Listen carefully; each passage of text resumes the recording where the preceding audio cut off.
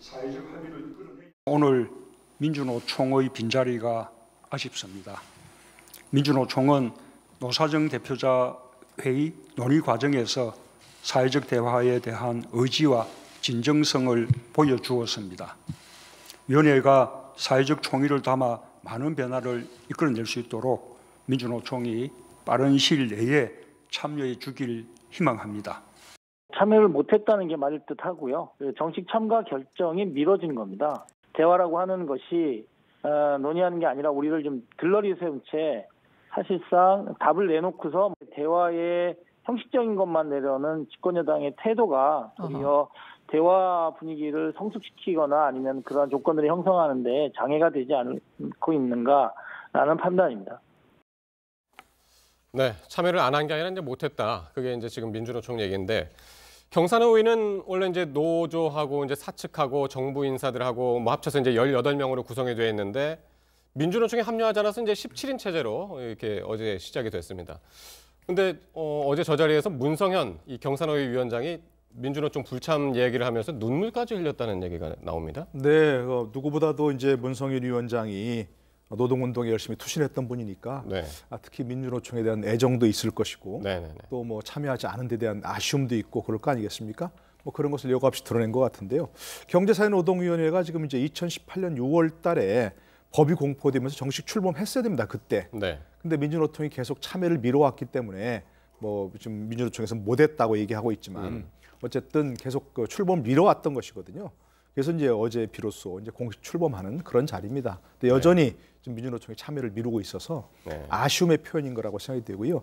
문성윤 위원장 뭐 잘 아시겠습니다만 뭐 저 전국 노동운동단체 협의회 공동의장 또 전국 노동조합 협의회 사무총장 뭐 등등 해가지고 30여 년 동안 오직 그 노동운동 한 길로 걸어왔습니다. 민주노총 산하에도 있었잖아요. 김송연맹, 금속연맹 위원장이었고. 연맹 위원장 이렇게 해서 워낙 그 강성 인물이었기 때문에 저분입니다. 별명이 문전투였다는 겁니다. 문전투. 그 정도였던 분도 지금 참여해서 대화의 지금 그 필요성을 역설하고 있거든요. 어제 민주노총이 여의도 국회 앞에서 대대적인 시위를 벌였죠. 그랬는데 본인들이 지금 얘기하는 것처럼 뭔가 답을 정해놓고 그걸 뭐 형식만 갖추겠다 그런 건 아닌 것 같아요. 문재인 대통령께서도 실제로 여기서 합의해서 뭔가 의결을 해달라. 그러면 의결한 것을 정부에서 철저하게 집행해주겠다 이렇게 얘기하고 있거든요. 그러니까 저렇게 시위할 것이 아니라 시위만 할 것이 아니라 시위와 함께 대화도 저게 참여해서 저런 대화 사회적 기구가 만들어졌으니까 대화도 함께 해가면서 저런 모습을 보이면 얼마나 좋을까 하는 아쉬움이 좀 생깁니다.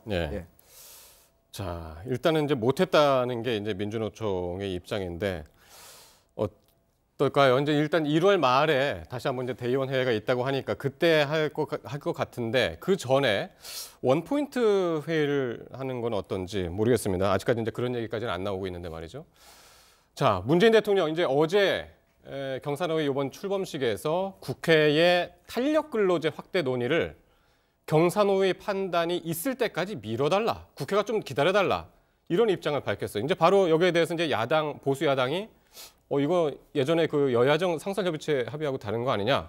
바로 비판을 했죠. 네, 국회에서 탄력 근로제 확대 방안에 대해서 어느 정도 처리를 하기로 합의가 됐죠. 그런데 지금 경산의회가 열리고 경산의회 의논이 이제 논의가 진행될 수 있으니 국회에서도 그걸 좀 봐가면서 하는 게 어떠냐라는 의견을 피력하신 것이죠.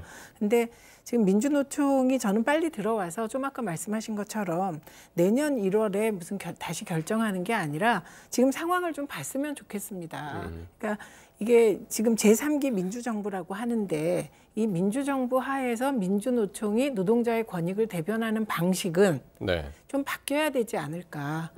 그게 투쟁 일변도로 갔을 때 얻는 득보다 실이 좀 많은 상황이 아닐까 이렇게 판단을 해봅니다. 그래서 대통령께서 저런 의견을 밝히신 데 대해서 김성태 대표가 민주노총에 뭐 얼마나 빚을 졌기에 저러냐 그러시는데 다 아시겠지만 민주노총은 사실 이 세력 균형의 분포로 보면 민주당 지지는 아니지요. 정의당도 있고 과거에는 민노당 지지였던 것이거든요. 일단 탄력 근로 근무제 관련해서는 지난번에 상설협의체에서 어느 정도 이제 연내에 좀 그 법이 국회에서 통과됐으면 좋지 않겠냐는 협의가 이루어졌다고 봐야죠. 그런데 대통령께서 국회에 대해서 어차피 경사노위가 어렵사리 떴으니까 민주노총도 들어와서 한 번만 더 그 논의를 좀 지켜보고 하면 어떻겠냐. 이런 바람을 피력하신 것 같습니다. 민주노총은 이제 결론을 다 지어놓고 우리 보고 들어오라는 거는 들러리서라는 것밖에 안 된다. 이제 그런 이야기입니다. 그러니까 그 민주노총은. 말씀이 과거의 군부 권위주의 정권 시절에는 그런 일이 많았습니다. 근데 지금은 열린 토론은 어느 정도 가능할 것이다.